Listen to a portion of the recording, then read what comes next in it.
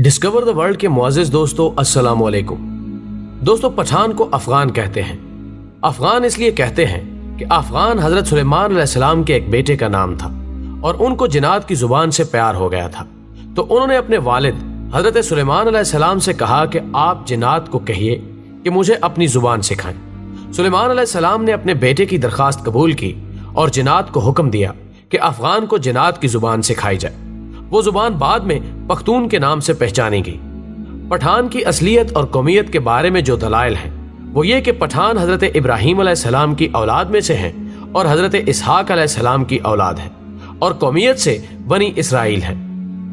अंग्रेज मुअर्रिखीन लिखते हैं कि पठान कौम अर्जीनिया के एक हिस्से में रहते थे और अर्जीनिया के लोगों का दावा है कि अफगान कौम या पठान हम में से हैं, क्योंकि अल्बानिया के अफगान जो कि बाद में अफगान बने अर्जीनिया से हिंदुस्तान की तरफ चल पड़े। और मुअर्रिखीन लिखते हैं कि इसराइल कबाइल बहुत तकालीफ और मुसीबतों के बाद अफगानिस्तान में आबाद हो गए।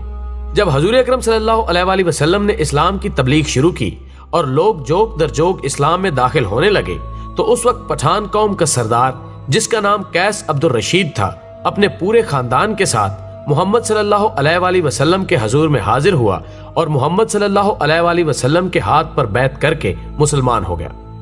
इसलिए दुनिया भर में जहां भी पख्तून होंगे वो मुसलमान होंगे। दुनिया में पख्तून ही वाहिद कौम है जिसमें इस्लाम के बगैर कोई मजहब नहीं। अगर पख्तून से पूछा जाए कि आप पहले मुसलमान हैं या पख्तून, तो जवाब होगा कि मैं 5000 साल से पख्तून हूं और 1400 साल पहले मुसलमान हूं। दोस्तों, अब सवाल यह है कि अफगान कौम को पठान क्यों कहा जाता है? तो जब काफरों ने मक्का पर कब्जा कर लिया तो हजरत मोहम्मद सल्लल्लाहु अलैहि वसल्लम ने हजरत खालिद बिन वलीद रजी अल्लाह ताला अन्हो को हुक्म दिया कि जाओ अपने अफगानियों को जिहाद के लिए बुलाओ।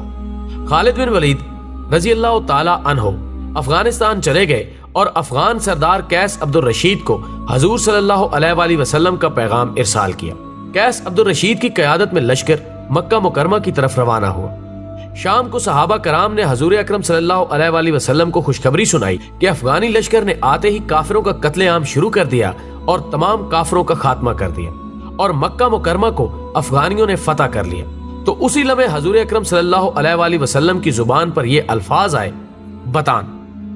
ख़वातीनो हजरात, बतान लफ्ज अरबी जुबान का लफ्ज है, यानी सख्त तरीन लकड़ी जो समंदरी जहाजों में लगाई जाती है, जिसे समंदरी पानी भी कमजोर नहीं कर सकता। ये लफ्ज जब बरे सगीर पहुंचा तो बतान से पठान हो गया।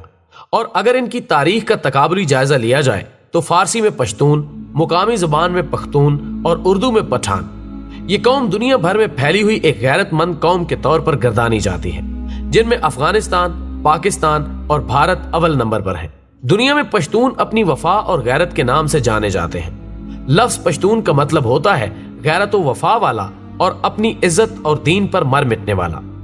पश्तूनों ने क़याम पाकिस्तान में भी भरपूर हिस्सा लिया। बाज मुअर्रिखीन के मुताबिक पठान आर्याई या यूनानी नस्ल से हैं और बाज के नजदीक ये कैस अब्दुल रशीद की औलाद है, जबकि तीसरे नजरिए के मुताबिक इनका ताल्लुक बनी इसराइल के गुमगश्ता कबाइल से है। खुद कैस अब्दुल रशीद की औलाद समझने वालों का नजरिया है कि मक्का में क़याम के दौरान हजरत खालिद बिन वलीद रजी अल्लाह ताला अन्हो ने अपनी साहिबजादी उनके मुअर्रिस आला के निकाह में दे दी थी, जिन्हें वो हमरा लेकर अपने वतन वापस आया और फिर उन्होंने यहाँ अपनी बकिया जिंदगी इस्लाम की तरवीजो इशात में सर्फ कर दी।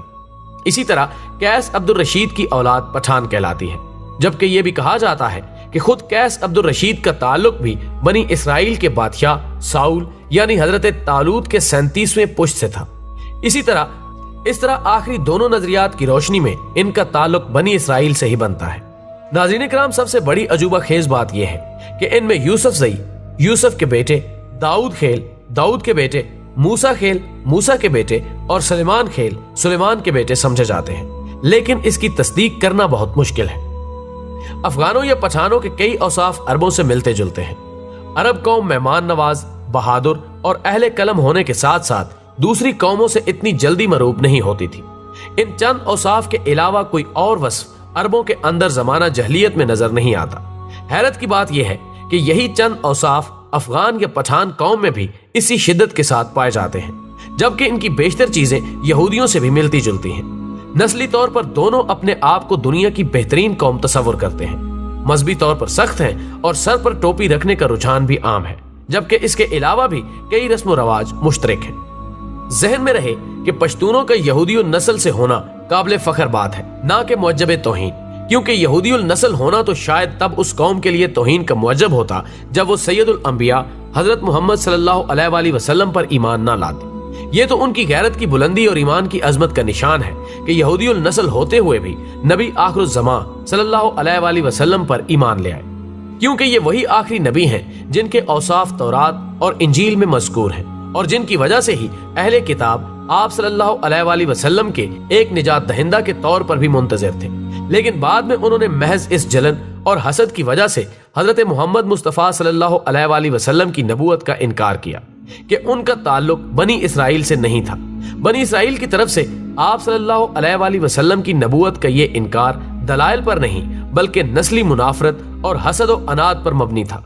तो ये पश्तूनों के लिए काबिल फख्र बात है कि ये लोग हजरत मूसा अलैहिस्सलाम के हवारी भी हैं और आखिरी नबी सल्लल्लाहु अलैहि वसल्लम के सिपाही भी।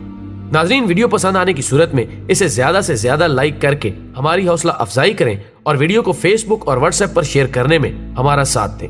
हमारी अगली वीडियो आने तक अपना, दोस्तों और गिरदो नवा के तमाम लोगों का बहुत ख्याल रखें। अल्लाह हाफिज।